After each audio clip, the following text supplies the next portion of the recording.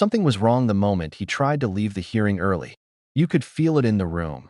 The tension, the hesitation, the way a simple question about, "Where are you going?" suddenly became a dance of deflection. And when the conversation shifted toward the Epstein files, the air changed completely. It wasn't just awkward anymore. It felt like someone had accidentally tugged on a thread that wasn't meant to be touched, and everything tied to that thread started to unravel right in front of everyone. For 9 months, Congress has circled around the Epstein issue like it's radioactive. Names appear, then vanish. Lists are on desks, then suddenly don't exist. We've had no hearings on any of that at all. That, the list is on my desk, then there is no list, then we gave binders to Republican influencers. This committee's had no questions on any of how that transpired at the Department of Justice. Then hold on. Well, it sounds like you're going to in the next few weeks. So that's a jolly good thing. Mr. Farage, we can talk soon, but not yet, okay? Right. So, then the president comes out and says the whole thing's a hoax.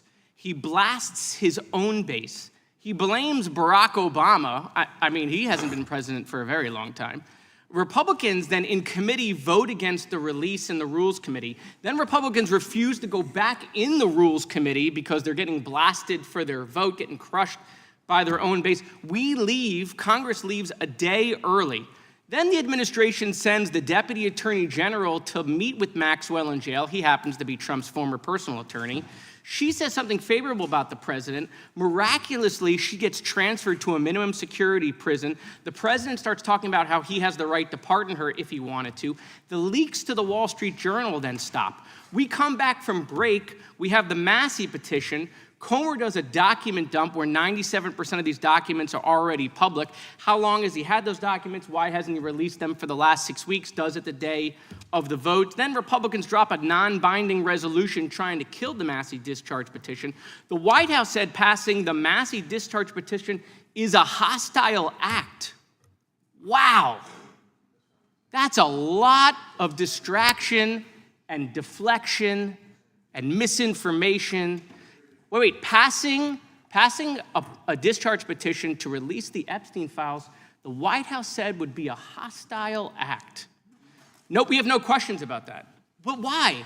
Why is it that we're spending so much political capital to keep this list from coming out? You think the list should come out? You think we should know the people who dealt with Mr. Epstein, Mr. Farage? I thought I was coming to a hearing on free speech, not process. Oh, but listen, but here's the and good... That sounds like you're discussing process. No. Do you think the list should come out? I have no opinion on it. I don't know at all. So we have victims that were sexually abused by potentially people in power, and we don't know who's on the list. I'm very happy. Hold on, Mr. Farage. We don't know who's on the list. We don't know who's on the list. We don't know if the president is or is not. I'm not going to say he is or isn't. I'm just going to say these are weird behaviors. We don't know that there aren't other people in Congress that are on the list. Right? We have no idea. Do you think the list should come out? You think people in power should be held to account for these victims who have been sexually abused and assaulted? You think the list should come out? I think that I'm very happy to come to a different hearing where you talk about legal process. Okay. But today, Will the gentleman yield for a quick question? I will. Were you aware that he has already called for the Epstein file to be released? It has been reported that he has called for it to be released. Oh, yeah, right here, just to refresh your memory. Yeah, but I happen to have this. But that's not How what random. But that is not. Look, you can ask me if you like about Do you agree social with security yourself? policy. Do you agree with yourself? We are here to discuss free speech. Hold on, it's awkward for your lunch after this? Do you agree with yourself? No, it isn't at all. Okay.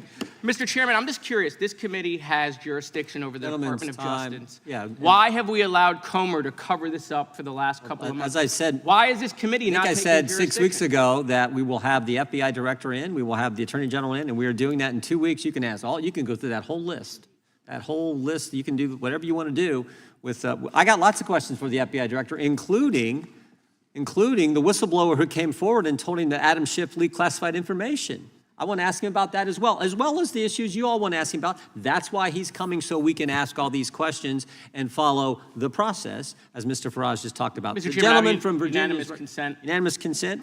I'd like to enter the political article into the record that Mr. Farage said the Epstein file should be released. Without objection. The gentleman from Virginia is recognized. I thank the chairman. I want to talk about censorship tools that are being used by Europe and protectionist measures that have major consequences for U.S. companies and free expression Binders are handed to influencers instead of lawmakers. A deputy attorney general visits a high-profile inmate under highly unusual circumstances. And every time someone tries to ask a direct question, the answers are either vague, contradictory, or disappear behind a wall of discretion. That's why this moment matters. Because sometimes it's not the information that gives something away, it's the behavior. When Congressman Moskowitz finally pressed the witness, asking if he'd heard about the Epstein situation, he wasn't just asking for commentary. He was testing something. He wanted to see who would flinch. And flinch he did.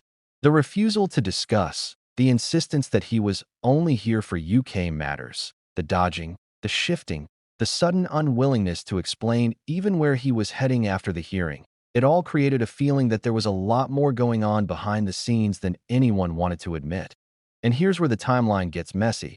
Because while this back and forth was happening, another storyline was unfolding. One that involved Pam Bondi, binders, contradictory DOJ statements, and a political landscape that seemed terrified of transparency.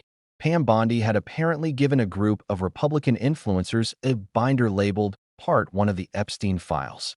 That alone caused massive online speculation. Why influencers? Why them first? Why not Congress? And why call it Part 1? What else was out there? What wasn't included? Then came the public statement that the list was on her desk. Clear, confident, definitive. Days later, the Department of Justice released a different message. There is no list. Think about that. A definitive list that wasn't definitive anymore. A piece of evidence that apparently never existed. A public narrative that suddenly turned into a ghost. That contradiction alone would raise eyebrows in any major investigation. But in a case as explosive and politically radioactive as Epstein, it wasn't just eyebrow-raising. It was suspicious. And while all of this was happening, Congress wasn't holding hearings on it. No witnesses, no oversight, no follow-ups, nothing. All while victims, real victims, were waiting for justice that has been promised for decades and still hasn't arrived. But the timeline stretches even stranger, because while the committee was avoiding direct engagement with the Epstein issue, a series of political maneuvers began happening with breakneck speed. There were votes to release the files, then votes to stop the release, then arguments inside the Rules Committee, then members refusing to return because they were facing blowback from their own base. Congress literally left a day early because the political heat had become too intense. And in the middle of all of that chaos, something else happened. The Deputy Attorney General, who had previously served as the personal attorney to the current president, visited Maxwell in jail. That alone was enough to spark widespread speculation. But what came after is what made people talk even more. Shortly after the meeting, Maxwell was transferred to a minimum security facility. And then, the leaks stopped. The steady trickle of information that had been flowing to major papers suddenly dried up. There's no proof of coordination, no confirmed wrongdoing. But the timing? The timing was impossible to ignore. Online, many began speculating, carefully, cautiously, that someone, somewhere, wanted the story to cool down. That someone wanted the pressure off. That someone wanted the files to stay exactly where they were, buried under layers of process and conflicting statements. And then, almost out of nowhere, came the document dump. Comer released a massive set of files right before a critical vote. At first glance, it felt like a huge breakthrough. Until people started reading. 97% of the documents were already public. Reports, filings, clippings, records everyone had already seen. Nothing meaningful. Nothing that explained the contradictions. Nothing that addressed the timeline. It was the illusion of transparency, not transparency itself. And once again, a question hung in the air. If these documents were harmless enough to drop right before a vote, where were the documents that weren't harmless? Because the real story isn't what was released, it's what wasn't. This is the moment Moskowitz went on the offensive. He wasn't emotional. He wasn't shouting. He was doing something much more powerful, laying out the sequence step by step until the pattern spoke for itself. Pam Bondi says the list is on her desk. DOJ says there is no list. Influencers get binders. Congress does not. No hearings. No chain of custody. No clarity. A deputy attorney general visits Maxwell. She gets moved. Leaks stop. The White House calls releasing the files a hostile act. Comer dumps mostly public documents hours before a vote. Members refuse to return to the Rules Committee. Congress adjourns early. Piece by piece, it painted a picture, not a conclusion, not a claim, but a pattern. A pattern of evasion. A pattern of political panic. A pattern of something not adding up. When the witness tried to deflect Moskowitz again, claiming he was only here to discuss free speech, that tension in the room became impossible to ignore. Because the question wasn't just about who's on the list. It was about why the process around it had become so tangled, contradictory, and chaotic. And here's the uncomfortable truth. When powerful people panic, they stop acting like people with nothing to hide.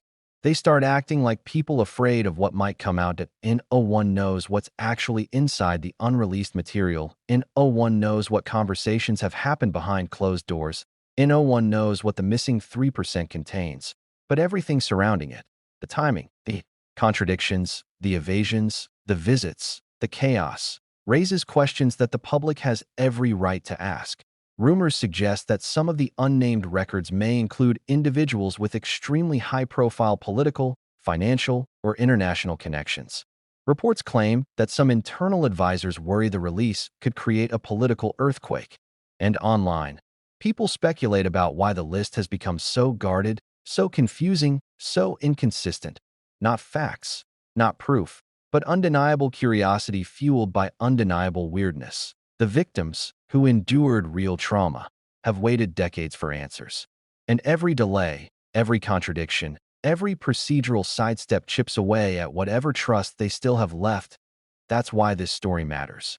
Not because of the rumors, not because of speculation, but because the behavior surrounding the documents has become impossible to explain away. If everything were simple, it would look simple. If everything were clean, it would look clean. If everything were innocent, nothing would need to be hidden, delayed, contradicted, or redirected.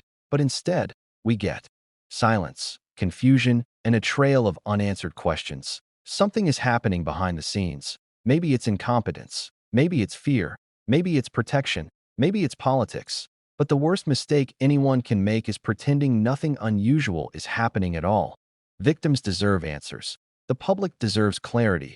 And the people elected to serve should never be afraid of the truth. Whatever it is. If you want more breakdowns like this, more deep dives into controversies that powerful people hope you never see, make sure you hit that subscribe button, tap the like, and share this video to keep the pressure alive. The more people watching, the harder it becomes for these stories to disappear. Stay curious, stay aware, and as always, thanks for watching.